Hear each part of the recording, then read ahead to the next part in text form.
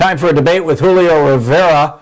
Why is the Republican Party supporting white supremacist immigration policies? Check this out. Leave your comments, ding the bell, share it with your friends, and subscribe to our channel. With you. So back in 1965, white people represented 85%, non-Hispanic whites represented 85% of the American population. 50 years later, that proportion is 62% and falling. And this is largely attributed to the Hart-Celler Act of 1965 that reversed a 1924 immigration law that said that if the United States was 85% white, then 85% of all immigrants must be white. And the same for every other racial category. In other words, freezing America's racial divisions exactly where they were. That got reversed in 1965 by Lyndon Johnson, and Republicans and Democrats in Congress, and it has had some consequence. So it seems, in my opinion, this is what's animating all this hysteria around immigration. But let's check in with Julio Rivera, the editorial director of Reactionary Times, contributor to Newsmax, The American Thinker, and townhall.com. ReactionaryTimes.com is the website, and his Twitter handle is, oh yeah, it's Julio. And hey, Julio, I'm hearing an echo of myself coming back through your audio. The Julio? best way to handle it. Is this better? Better? Is that Better? Go for it. Okay. Can you hear me now? I can. So why do Republicans support Trump and his cronies' white supremacist opposition to immigration reform? Oh, my God. Again, with the white supremacy and with the whole race thing. Listen, first off, your point when you were bringing up, you have to dip all the way back to legislation from 1924 and 1965 and all of these, this conspiratorial sort of way that you're trying to frame this argument. Listen, we have a serious problem. You want to talk about a serious issue? Let's talk about what's going on at the border right now. This is what happens when an irresponsible, probably senile president goes ahead and puts out the messaging that America is going to legalize 11 million illegal residents, basically rewarding people for their criminality. What they've done is that they've caused a boom. Julio, it's not Biden who ever said that. Market. It's the Republicans. Children.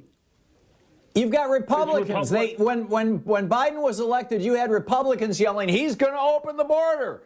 When Biden became president, they were yelling, "He's going to open the border." But he wants to. But the fact is, this surge, if you want to call it that, started in November. No, listen, that little girl that died trying to cross the Rio Grande, that's directly attributable to the rhetoric coming from the left. Coming out of the right wing. We're going to open our arms up again to people. Yeah, Joe Biden never said that. There has been literally no change. A policy agenda for them to try to legalize 11 million people. Don't tell me that that's not true. That was the policy position of Ronald Reagan. He invited 5 million people to become U.S. citizens, 2.7 million. Amnesty from 40 years ago. Listen, it was wrong then, and it's wrong now. Julio, Joe Biden never said he's going to do amnesty. He has not changed any policy with regard to. He has said that he would like to let me finish my legalization and a pathway to citizenship to 11 million illegal residents. He has said it. Don't pretend like he hasn't, Tom. We do need comprehensive immigration reform. I hope we can agree on this. Here's a presidential proposal, right? And I'll just read from it.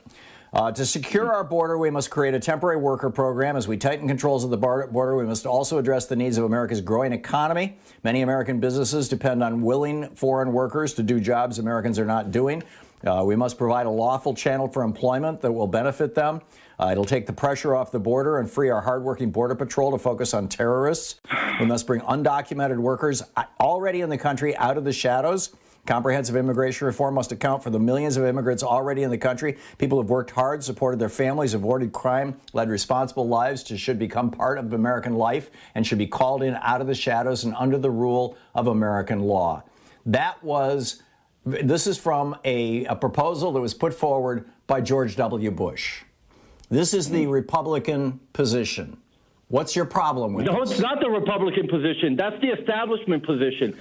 The position of President Donald Trump was to seal the border, to dissuade people from coming into our country when we have, look at coming off of this pandemic. What you tell me what the unemployment numbers, how many extra millions of unemployed Americans that we have, and we want to give away jobs to people coming into our country illegally. We're going to reward lawbreakers by giving them jobs that Americans should be working. What part of that makes sense, Tom? Julio, there is no Joe Biden has not changed our policy. He has not opened the border. It has been right-wing hate radio, Fox News, and people on the right like yourself who have been amplifying this message that Joe Biden was going to invite immigrants, and all of a sudden, people south of the border are thinking, oh, gee, Joe Biden is going to invite immigrants. In fact, they have documented. Wall construction, Tom. What kind of message does that send to the world? I mean, half honestly, of that border wall was in places where there was nobody even trying to cross. Julio, if you want people, these are two separate issues. First of all, we've got children, you've got families coming who are fleeing terror. They're called refugees. And then you've got people who want to come and have jobs. You and I have had this conversation about the jobs before. If we would just reverse gang members that are bringing Reagan era policy, you have MS-13, the Medellin. Well, obviously nobody wants those people coming into this country, Julio. And they're and to a large extent, we're not finding that they are. Everybody that comes in here is a rapist or a murderer or a drug dealer. But if you leave the border open long enough, you're going to get enough of them trickling in. The border is not open. The bowl of Skittles logic with Donald Trump. The border Jr. is not open. Would you eat the border out is of a not bowl open. of Skittles if the border is not It's open. absolutely open. Joe Biden has not changed any policies with regard to the border being open. In fact, even the crossing points are by and large closed. Are you telling me catch and release coming back is not something that makes it attractive for people trying to come into the border, trying to come catch and release is a disgusting, racist phrase used to describe international and U.S. law with regard to refugee-seeking asylum seekers. Listen, it's disgusting that you would even use that phrase. Seekers. If you got if somebody comes to the United States, border, they're not all asylum seekers. That's not true. They're coming to America because it's better than their country, but they're not under the immediate threat of being murdered or being persecuted or being oppressed if they don't come to America right away. There are some people that do have political pressure on them for whatever activities they've taken part in within their country, but that is more the exception and not the rule, Tom. And you know that. You know that. You want 11 million new Democratic Julio, voters under to push our your radical laws, socialist agenda. That's the what you only want, Tom. the only people who are, quote, caught and released. I mean, Obama deported more people than George W. Bush did. The only people who are, quote, caught and released are people who are claiming asylum. Came in through the border under Obama, and they show up for their court hearings, even if they're a year or two later, at greater than 90%. Greater than 90% of them come back and say, yes, I am willing to prove that my life is in danger if I'm returned to Guatemala or El Salvador. This is just I'm just astonished that you're repeating this racist meme that is floating around on right-wing blogs. It's not racist. It's common sense, Tom. Listen, we're in a pandemic right now. We've had millions of job losses. We can't afford it, Tom. We can't afford this anymore. And the way that you keep people from coming through the borders by sending a clear, comprehensive message that America's closed. These are not our funds. We can provide assistance to those governments. Again, the border is not open. If we have to, it's right-wingers telling people in Central America that the border is open, but the border is not open.